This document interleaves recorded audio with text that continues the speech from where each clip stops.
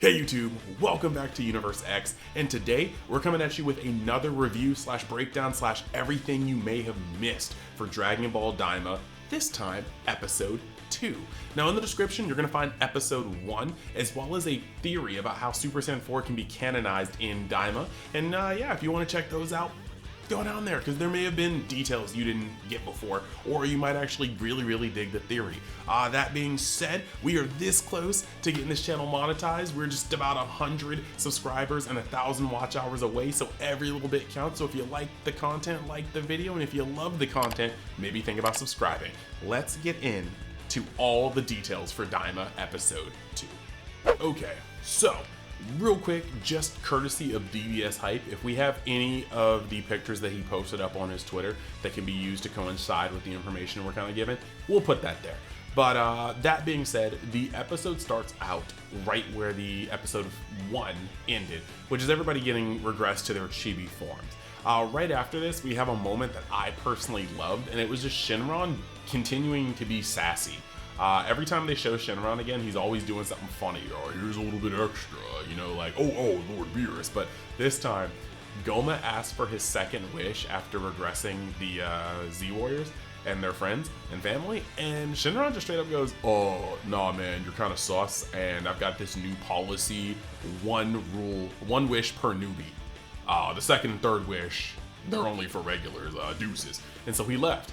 Basically straight up was just like, I don't know you, I don't know your intentions, that's my purse, like, dog, you can't make a second and third wish. I don't know how heinous you may get. So that's hilarious for me. I think that's amazing. But after this, Goma is just like, dang, if I had known I only had one wish, I would have wished for the Tertian Oculus.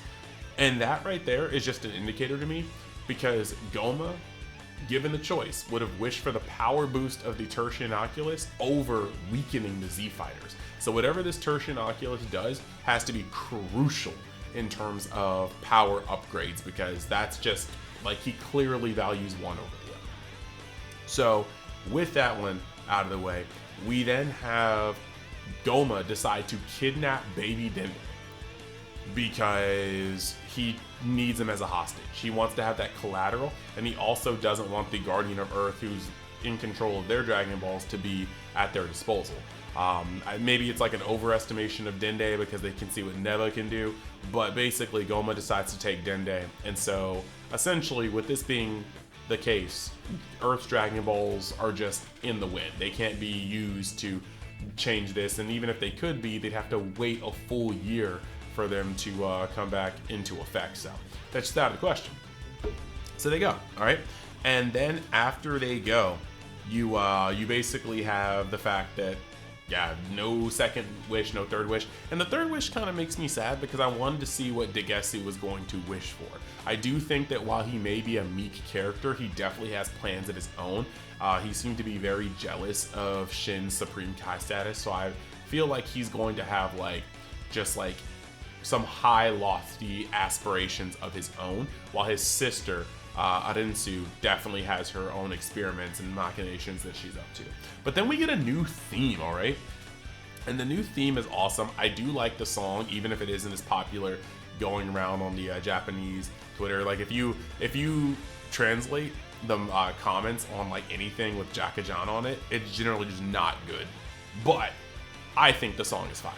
But you get a new opening, and the new opening shows a couple things that I'd like to note here. It's not like it's any game-breaking spoilers, but I knew that Goku, Vegeta, Piccolo, Shin, and Glorio and Pansy would be as a traveling party. I did not know that Bulma would come with them. So Bulma's going to be one of the main cast that's going to be along for the ride, and I think that's pretty cool. The other thing that I saw is that Pansy is at worst an intellectual like Bulma. At best, she's a tinker or a genius, because it shows Pansy and Bulma are working on some hardware.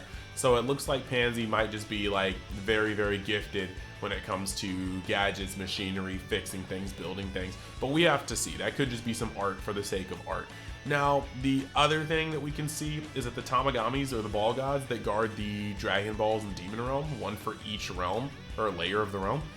One of them, they all have weapons, and before it looked like a hammer and two swords, but now we can see that one's a sword, one's a trident, and one's a hammer. And the one that's under, or with the trident, is underwater in the shot they put in there, so that's actually pretty cool. Then looking at that, there's 3 layers, there's 3 valid fighters as far as we know, or at least 3 valid protagonist fighters in Goku, Vegeta, and Piccolo. So I'm assuming that they're each going to secure a Dragon Ball by fighting a Tamagami of their own, and that's pretty cool. But then you basically have some shots showing everybody, and just looking at this shot on the screen right now, Hercule is hilarious. Hercule looks like a bully. Like, he looks like the dude that would take your lunch money, push you out of line when you're waiting to get on the slide or the swing. Is like, that's just him. Ox King also looks like a complete ruffian. Oolong looks sus. I still don't trust Oolong. The one that makes me laugh the most though is look at Popo. Without his turban, Popo has little horns. He looks like a demon right now. Like, Popo, the moment his turban came off, you're like, oh man, nah, that's a demon. So that's pretty tight. We also saw a demon next to Deborah. I'm sure that this fatter Deborah is probably Abora, and he seems to have a necklace on, a thick necklace. That could just be royal jewelry, but that could also be the Tertian Oculus. We do not know. They said it's an artifact, so maybe he does hang around one's neck, but that's pretty cool, I think. And then the last thing that I noticed in the intro was that there are 3 ships, and we only saw, like, one of these ships resembles Goma, so you can probably think it's like a Demon Realm ship. There's another ship and then a 3rd ship, so that's actually pretty cool. And the 2nd ship is explained later in the video, but for now it was just like, oh cool, little cool thing. So moving into this, it now goes to the main cast, and everybody is a little shocked, you know. Some of them took a little bit to realize that they were shrunk, like Goku and Vegeta. Some of them kind of caught on some things pretty quickly. It seems like all the adults were regressed to their 1st grade-ish age lookingness, and then the children were all regressed to babies. So Marin, Trunks, Goten, Dende, they were all teenagers or children, so they got reduced to babies, but the adults were just like turned to kids. It's kind of like loose on how this works, because some of the characters, like Krillin, does not look like child Krillin. He's not stout or anything like that. Krillin just looks like a smaller version of his adult self.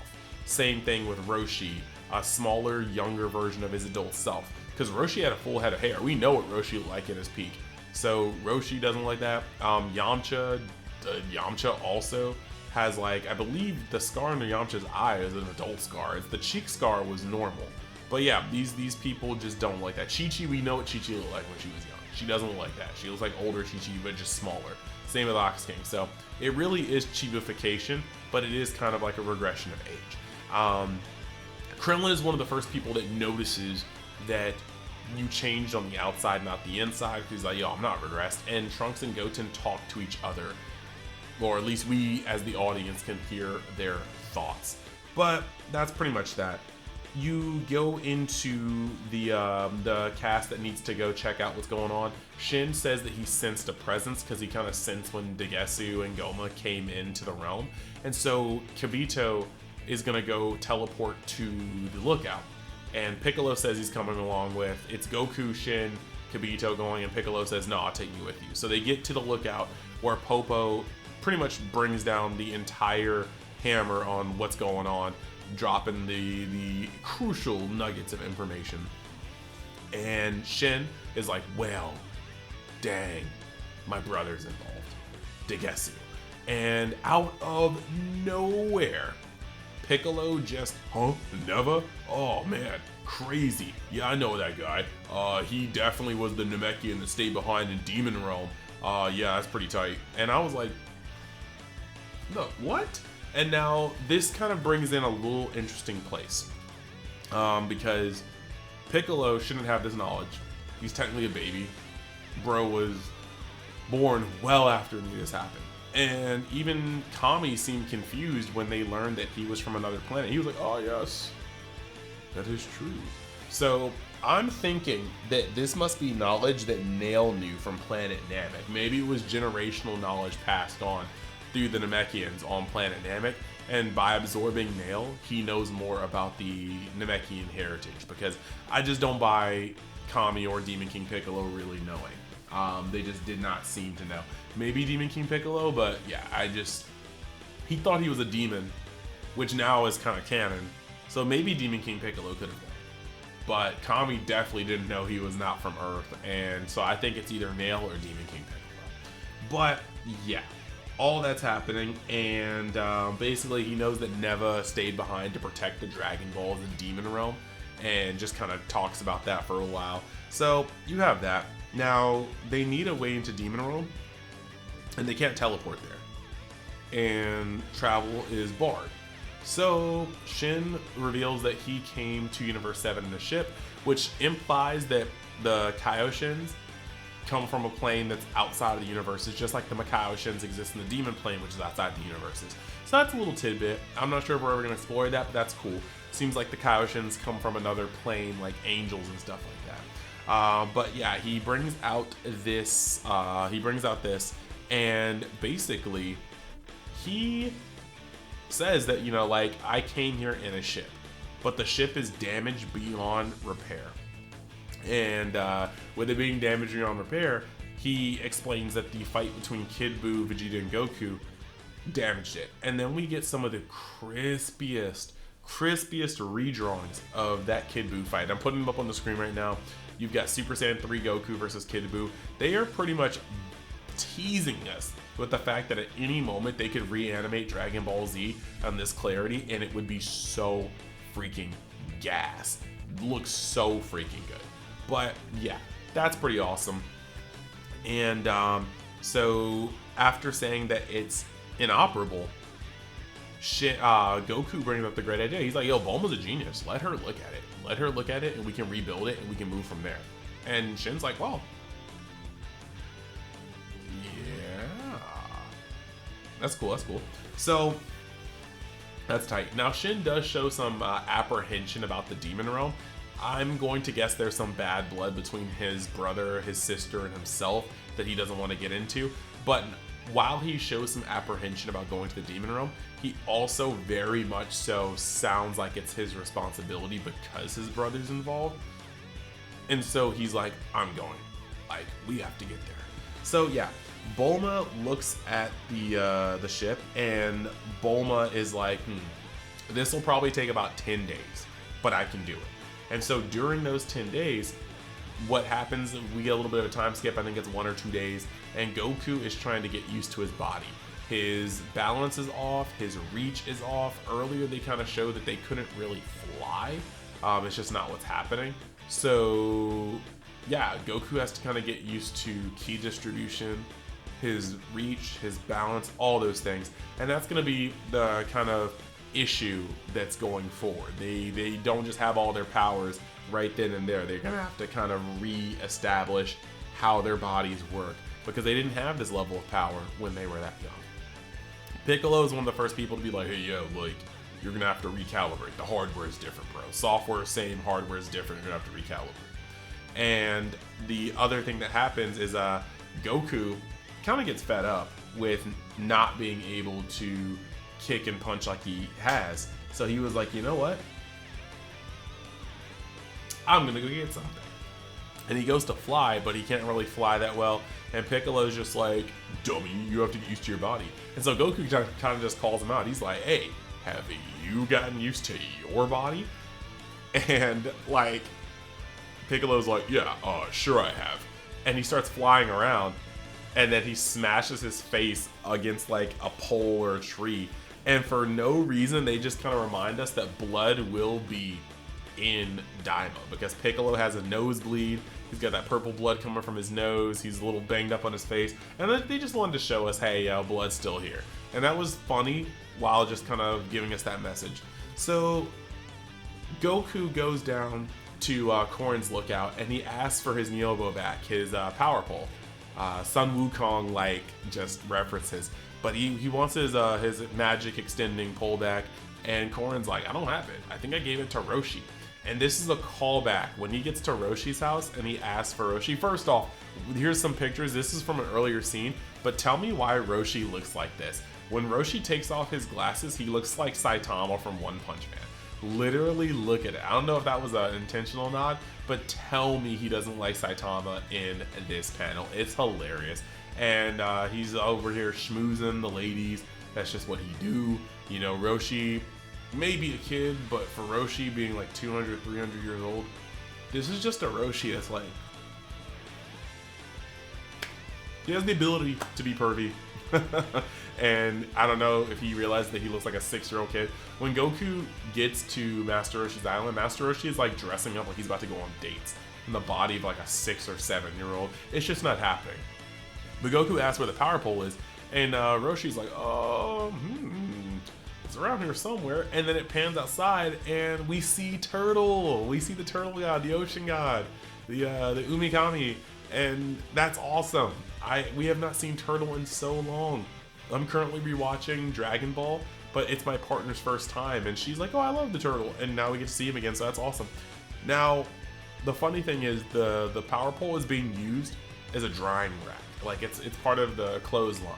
And this is kind of a callback to the fact that, like, when they went to go get the Bancho fan to put out the fire on Mount Frying Pan in Dragon Ball, Roshi had used it as a cup holder and gotten juice all over it, so he threw it away. And this is the same thing. He just uses all these like powerful magical items as like household just things, and it's just funny.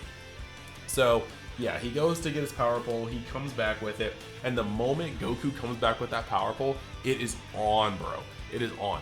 Goku is out here flexing, like rolling around, like extending it, retracting it. He stops it right before he hits Piccolo in the face because they're eating dinner, and now Goku is like, okay, we're good. Now, I like this and I don't like this. Why don't I like it? Because Goku, Piccolo, and Vegeta are all geniuses when it comes to battle. Their battle IQ is off the charts. Vegeta and Piccolo are going to adjust their bodies without needing a weapon. I know that we needed to, like, they wanted Goku to use his power pole, but I feel like it sort of cheapens Goku's prowess because Goku would learn to adjust just like Vegeta and Piccolo does. They don't need weapons as far as I know to adjust, unless they just randomly get weapons later. But yeah, like Goku just is like, okay, yeah, all right, I need this weapon. But hey, it's cool. We got the power pole back.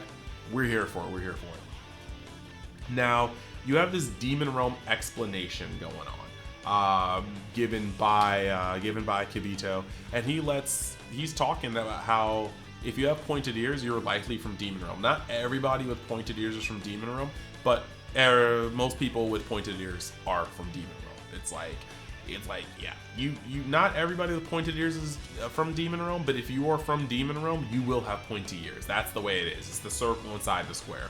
Now, they also mentioned that a lot of people fled Demon Realm and took over other planets, went away to live peaceful lives, but eventually it was banned. So you can look at certain things like all sorts of certain races, like the Namekians themselves, maybe even Saiyans. I am Sam. I had this Super Saiyan 4 could be canon video where the Ozaru do have pointed ears, so maybe Saiyans are an offshoot of a demonic race. Who knows? But like I said, link in the description if you want to see that theory. Point being, we have the explanation that eventually Demon Realm was closed off, so no more visitors could, or no more people could leave and populate other places.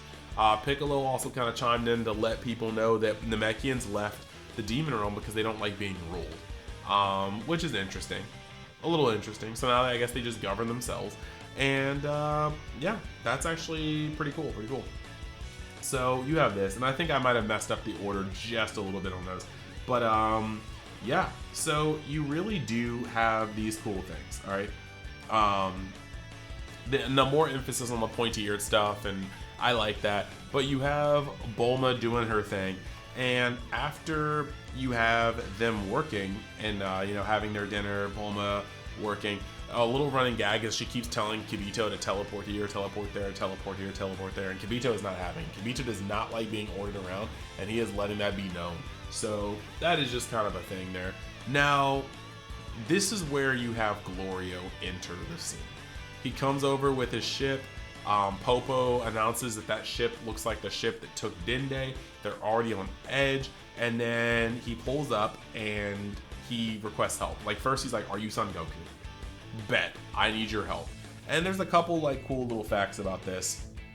So basically, let me switch to my other page of notes. Glorio has this look, this heavy look at Goku. Can't tell if it's angry, foreboding, but he has this like super serious look for Goku before he asks him for help. He says that Goma is both crafty and powerful. How powerful? I don't know. He doesn't seem like much of a fighter, but it could be like a Moro effect where his magic is strong, his ki is strong, and so he's going to be a threat in that way. But he's crafty as well, and that means he might outmaneuver the gang, which I'm sure is going to happen. But he was ordered by the king of the third demon realm, and that implies that there's a king for each demon realm, and then maybe a supreme king, so that's interesting. And Shin is suspicious. Shin says that Glorio knows too much and that he should not be trusted. He tells this to Goku. That being said, from our point of view, we should remember that Glorio was spying on Goma. So we knew that Goma was going to make the wish to turn them into kids anyway, because that's one of the Supreme Kai's biggest things. He was like, he shouldn't know that we were turned into kids. Well, he does, because he was spying. And yeah. So Glorio is like, okay, well, we gotta go to Demon World now in my plane. And Bulma asks to look at Glorio's plane. She argues it's a spaceship. Glorio's like, it's not a spaceship, it's a plane. She was like, well, you just flew through space. He was like, I flew through space this time. Normally I don't. It's a plane. Bulma's like, okay, shit, boy. And then she asks to inspect his ship. He says yes, and after that, I believe she says 3 days. Now that she's seen the functioning ship, 3 days is all she'll need to turn this other ship into working order. So Glorio and Goku are about to go in. Shin says, I'm coming with you because my brother's there. And then Vegeta's like, I'm coming with you guys. And Glorio's like, no, ship only fits 3. Vegeta brings up a good point. He's like, we all just shrank. There's got to be room for more. Glorio's like, nope, plot permits it. So then Goku's just like, hey man, as soon as Bulma's ready at that ship, you can come and we'll meet you there. So Goku, Shin, and Glorio fly off while Bulma, Piccolo, and Vegeta will be on the Wave 2 in 3 days once Bulma is done with that ship. Then it ends. Now, once it ends, we get the outro. And the outro has a whole bunch of cool stuff. Has a kind of nice, like, emotional, invoking ending because, like, it's just in remembrance of Toriyama. We see a lot of like still sketches, just kind of some slice of life stuff.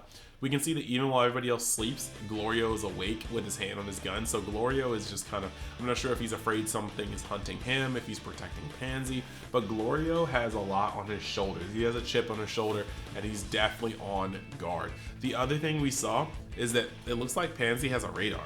It looks like a Dragon Ball radar-esque thing in her hand. So maybe she makes it, maybe Bulma makes it, maybe they work together to trace the signal for the demonic Dragon Balls. And yeah, it's just kind of a cool thing that we got going on there. So they're all going to travel together, and this is kind of setting up our whole journey. I'm sure that we're next episode going to get Vegeta and Piccolo going in there, or at least episode 4, like we might have an episode where Shin and Goku go through some trials and tribulations before we get Vegeta and Piccolo in there. But we split up the cast, and that is normal for a shonen, like, you know, story. It's a trope at this point. You gotta split the main cast so they divide and conquer and then meet later in some crucial pivotal point. Yeah. So with that being said, the review and all those details, I'm gonna give my quick thoughts on it and what I think is going to really come in the next couple episodes. So I think that this episode was another slow setup episode, and that's tight. Get all the exposition out of the way now so that the future episodes can be more jam-packed with action and less exposition. I'm okay with that. I'm fine with the world building. I think it's really, really cool that we're getting that. The only holes I think in my plot right now is I would like them to explain a little bit more how Piccolo has this information. I don't like information dump MacGuffins. I would like them to come out and say that this is either Demon King Piccolo's influence or this is Nail's knowledge from like Guru and like their archives or something like that. That's pretty much the only thing I have here. Glorio seems very mysterious, and I like how the first episode is called Conspiracy, because it seems like there are so many moving pieces. Right now, Goma, Arinsu, Degetsu, Glorio all seem to have their own separate motivations that we are not aware of yet. And frankly, even Shin's got some secrets. He seems very, very, very uptight about this. And normally he's a type of guy to like yes, in the Buu Saga, he got personally involved and almost bunged everything up. But it seems like once again, he's like, no, I gotta get involved here. And there's gotta be a reason for that. So I think that high key, there's a lot of different moving pieces, and I can't wait to see it unfold. It seems like 3 different layers of the Demon Realm, 3 different Tamagamis, 3 different prime protagonist warriors. We're gonna see a lot of cool things. And since everybody's power is diminished, we might actually have Piccolo being on an even playing field, or maybe even Piccolo gets a little bit of a power boost being in the demonic plane because he's on his home turf. Who knows? But I'm excited to see what they get up to. I'm excited to see what happens next. Yeah, I think realistically, it's pretty straightforward. There's not a lot added on here to theorize about, but those were so many of the details that I thought people would want to know. So let me know in the comments if I missed anything. Let me know how you guys felt about the episode, and I will see you guys in the next video. Be sure to keep an eye out for different Sparking Zero videos, more Daima videos, and Dokkan Legends, all these things coming in the future. Thanks, and like I said, let's get this road to 1,000 started. We are almost there, and I cannot wait. I will see you guys in the next video. Thank you for your patronage. Later.